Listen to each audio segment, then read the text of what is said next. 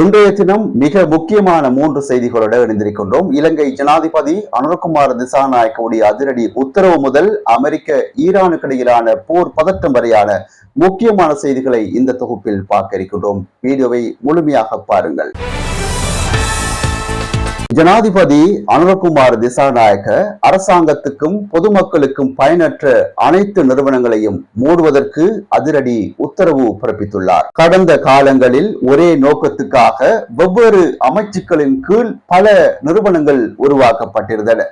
உதாரணமாக இலங்கை உர கூட்டுத்தாபனம் இருக்கும் போதே எப்பாவல பொஸ்பேட் நிறுவனம் உருவாக்கப்பட்டது போன்ற குளறுபடிகளை ஜனாதிபதி சுட்டிக்காட்டியிருந்தார். இப்படிப்பட்ட நிறுவனங்களால் அரசுக்கு வீண் செலவுதான் மிச்சம், திட்டங்களை செயல்படுத்துவதில் தேக்க நிலை ஏற்படுகிறது என சாடியுள்ள ஜனாதிபதி பயனற்ற நிறுவனங்களை விரைவாக மூடுமாறு அதிகாரிகளுக்கு அதிரடியாக உத்தரவு பிறப்பித்துள்ளார். இனி தேவையில்லாத செலவுகளுக்கு இடமில்லை என்பதில் ஜனாதிபதி உறுதியாக இருப்பதாகவும் தெரிவித்திருக்கிறார்.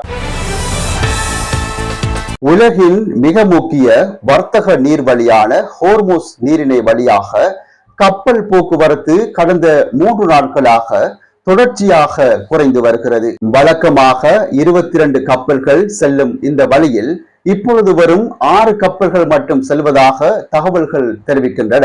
ஈரானுக்கும் அமெரிக்காவுக்கும் இடையிலான மோதல் வலுத்துள்ள நிலையில் கப்பல்கள் தங்கள் இருப்பிடத்தை மறைக்க டிரான்ஸ்பாண்டர்களை அணைத்துவிட்டு பயணிப்பதாக கூறப்படுகிறது. கப்பல் போக்குவரத்தை தடையின்றி அனுமதிக்க வேண்டும் என அமெரிக்கா ஈரானுக்கு அழுத்தம் கொடுத்து வரும் நிலையில் இந்த நீர்வழி பாதையில் ஏற்பட்டுள்ள முடக்கம் எரிசக்தி சந்தையில் பெரும் கவலையை ஏற்படுத்தியுள்ளது.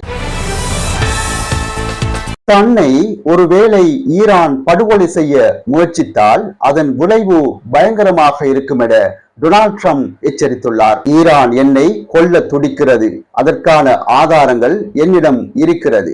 ஒருவேளை எனக்கு ஏதேனும் நேர்ந்தால் ஈரானை நோக்கி ஆயிரக்கணக்கான ஏவுகணைகள் பாயும். இதுவரை ஈரான் பார்த்திராத அளவுக்கு மிக கொடூரமான குண்டுவீச்சுகளை நடத்துமாறு நான் ஏற்கனவே உத்தரவிட்டுள்ளேன் என டொனால்ட் ட்ரம்ப் ஒரு நேர்காணலில் குறிப்பிட்டுள்ளார். நான் நீண்ட காலமாக ஈரானின் இலக்கு பட்டியலில் இருக்கிறேன், ஆனால் அவர்கள் விளையாடுவது நெருப்போடு என டொனால்ட் ட்ரம்ப் எச்சரித்துள்ளார்.